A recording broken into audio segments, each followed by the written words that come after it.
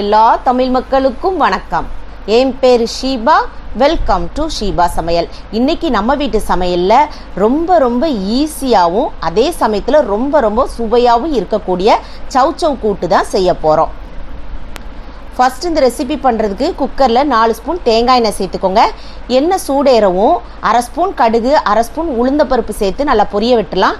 கடுகு நல்லா பொரிஞ்சு வரவும் அந்த உளுந்தம்பருப்பு செவந்து வரவும் அது கூடயே 2 வரமிளகாவை கிள்ளிட்டு சேர்த்துக்கிடலாம். இதை 1 செகண்ட் லைட்டாக அப்படியே அந்த எண்ணெயில் வதக்கி விட்டுக்கோங்க. அடுத்ததாக ஒரு பல்லாரி 2 இனுக்கு கருவேப்பிலை கொத்து சேர்த்துக்கோங்க. நீங்கள் பெரிய வெங்காயத்துக்கு பதிலாக சின்ன வெங்காயம் சேர்க்குறா இருந்தால் ஒரு 10-15 சின்ன வெங்காயத்தை நீள் வாக்கில் அரிஞ்சிட்டு சேர்த்துக்கோங்க. வெங்காயம் ரொம்ப வதங்கணுங்கிறது கிடையாது, லைட்டாக இந்த அளவுக்கு வதங்கி வந்தால் போதும். இப்போ இது கூட ஒரு 1/4 ஸ்பூன் அளவுக்கு பெருங்காயத்தூளை அந்த எண்ணெயில் 1 செகண்ட் லைட்டாக அப்படியே வதக்கி எடுத்துக்கோங்க. இதனுடைய மணமாக இருக்கட்டும், சுவையாக இருக்கட்டும், உடம்புக்கு ரொம்ப நல்லதும் கூட. வதக்குனதுக்கு அப்புறமா நம்ம கட் பண்ணி வச்சிருக்க சௌச்சௌவை இது கூட சேர்த்துக்கலாம். இந்த காயை கட் பண்ணும் போச்சுல கொஞ்சம் லைட்டாக பிசுபிசுப்பு தன்மை இருந்தது மாதிரி இருக்கும். கைகளில் எண்ணெய் ராவிட்டு கட் பண்ணிங்கன்னா அந்த பிசுபிசுப்பு தன்மை இருக்காது. அதே மாதிரி காயை நல்லா ஒரே சைஸில் கட் பண்ணி எடுத்துக்கோங்க. ஒன்று சின்னதாகவும் ஒன்று பெருசாகவும் கட் பண்ணாதீங்க. ஒன்று வெந்தும் வேகாமலும் இருந்தது மாதிரி இருக்கும். ஒரு 2 நிமிஷம் அந்த எண்ணெயிலே நல்லா வதக்கி விடுங்க. அதுக்கப்புறமா நீங்கள் தேவையான அளவுக்கு உப்பு சேர்த்துக்கிடலாம், மசாலா பொருட்களும் சேர்த்துக்கிடலாம். ஒரு 1/2 ஸ்பூன் அளவுக்கு தனி மிளகாய்த்தூள், 1/2 ஸ்பூன் அளவுக்கு தனியாத்தூள், ஒரு 1/4 ஸ்பூன் அளவுக்கு மஞ்சள் தூள் சேர்த்துக்கோங்க. இந்த காரம் மட்டும் உங்களுக்கு தகுந்தது மாதிரி நீங்கள் கூட்டி குறைச்சி சேர்த்துக்கோங்க. இப்போ எண்ணெயிலே ஒரு 2 நிமிஷம் நல்லா இதை வதக்கி விட்டுக்கிடுவோம். வதக்குனதுக்கு அப்புறமா இதில் நல்ல பழுத்த தக்காளி பழமாக ஒரு தக்காளி பழம் சேர்த்துக்கோங்க.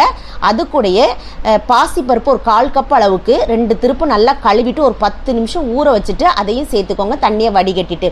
இந்த பாசிப்பருப்பை நம்ம ஒரு 10 நிமிஷம் ஊற வைக்கிறதுனால நம்மளுக்கு நல்லா மலர்ந்து வெந்து வர்றதுக்கு நல்லா இருக்கும்.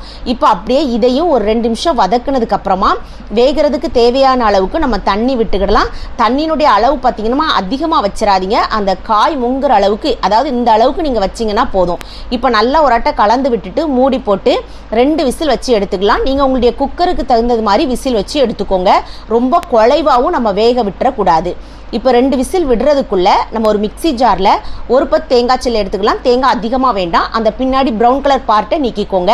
ஒரு பச்சை மிளகா, 2 பல் பூண்டை தோலோடு சேர்த்துக்கோங்க. ஒரு 3-4 சின்ன வெங்காயம் சேர்த்துக்கோங்க. 1/2 ஸ்பூன் அளவுக்கு சீரகம். இது எல்லாத்தையும் தண்ணி ஊற்றாமல் குறைப்பாக அரைச்சி எடுத்துக்கோங்க. அதனுடைய பக்குவம் பாருங்கள், இந்த அளவுக்கு இருக்கணும். இப்போ அடுத்ததாக நம்ம குக்கரை திறந்து பார்த்துடலாம். ப்ரெஷர் தானாக ரிலீஸ் ஆனதுக்கப்புறம் திறந்து பாருங்கள். காயெல்லாம் நல்ல பக்குவம் நம்மளுக்கு கரெக்டாக வெந்து வந்திருக்கு. இந்த பக்குவம் இருந்தால் கரெக்டாக இருக்கும். இப்போ இது எல்லாத்தையும் நல்லா ஒரு அட்டை கலந்து விட்டு பாருங்கள். அந்த காயெல்லாம் நம்மளுக்கு உடப்படாமல் இருக்கணும். ஏற்கனவே அந்த மசாலா போட்டு கூட கொஞ்சம் நேரம் வேக வைக்கணும் இல்லையா, அதுக்காக தான்.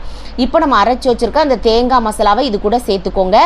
மிக்சி ஜாரில் வேணும்னா ஒரு 1/2 டம்ளர் அளவுக்கு தண்ணி சேர்த்து மிக்ஸ் பண்ணிக்கோங்க.